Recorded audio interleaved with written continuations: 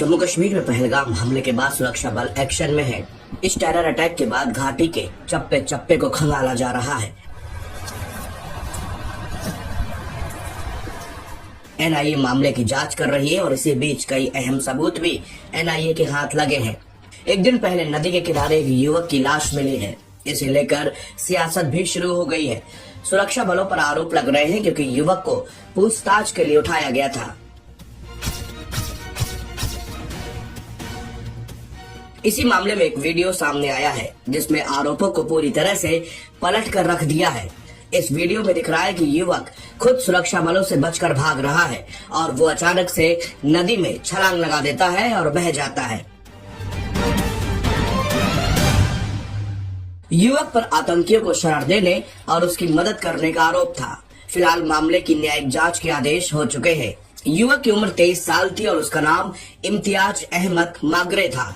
युवक को सुरक्षा बलों ने हिरासत में लिया था। ये कार्रवाई 22 अप्रैल को पहलगाम में हुए हमले के बाद शुरू की गई थी। इस हमले में 26 निर्दोष लोग मारे गए थे, जिनमें से ज्यादातर टूरिस्ट थे। इम्तियाज अहमद मागरे नाम का यह युवक कुलगाम जिले के दमहाल हांजीपुरा इलाके के तंगमार का रहने वाला था। वो दिहाड़ी मजदूर था। उसका शव रविवार की सुबह एक नदी के पास मिला।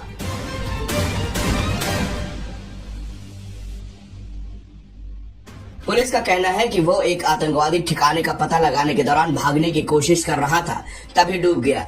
एक ऊंची जगह से बनाए गए वीडियो में 23 साल के व्यक्ति इम्तियाज अहमद मागरे को वन क्षेत्र से कुछ समय के लिए बाहर निकलने के बाद अचानक चट्टानी नदी में कूदते हुए दिखाया गया है।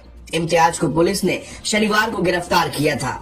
सूत्रों के मुताबिक पूछताछ के दौरान उसने पुलिस को बताया कि उसने कुलगाम में तंगमार के जंगल में छिपे आतंकवादियों को खाना और शेल्टर दिया था। जम्मू कश्मीर पुलिस का दावा है कि इम्तियाज मागरे को शुक्रवार को हिरासत में लिया गया था। उसने 2 संदिग्ध पाकिस्तानी आतंकवादियों के बारे में जानकारी दी थी।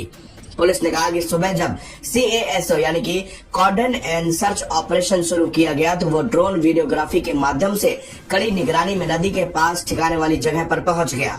इसके बाद उसने विषव नाला पर छलांग लगा दी। शायद उसने नदी के रास्ते भागने की कोशिश की थी। एक्स पर लीक हुए एक अर्ध सेकंड के वीडियो में मागरे को नदी के किनारे की ओर बढ़ते हुए, फिर दौड़ते हुए और तेज बहते पानी में कूदते हुए देखा गया है। पुलिस ने कहा कि इम्तियाज को 23 अप्रैल को तंग मार्ग जंगल में सुरक्षा बलों के ध्वस्त किए गए एक पुराने ठिकाने के बारे में भी पता चला है। हालांकि इम्तियाज की मौत के मामले में सियासत गर्मा गई है। PDP चीफ महबूबा मुफ्ती ने इम्तियाज अहमद की मौत की साजिश का आरोप लगाया है। सामाजिक कल्याण मंत्री सकीना इटू ने युवक के परिवार से मुलाकात की है। उन्होंने उप राज्यपाल से न्यायिक जांच कराने का आग्रह किया है। उन्होंने कहा कि मागरे बहुत गरीब परिवार से था। उसकी मौत सुरक्षा एजेंसियों की हिरासत में हुई है।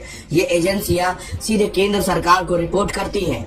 महबूबा मुफ्ती ने सोशल मीडिया मंच एक्स पर एक पोस्ट में कहा कि कुलगाम में नदी से एक और शव बरामद किया गया।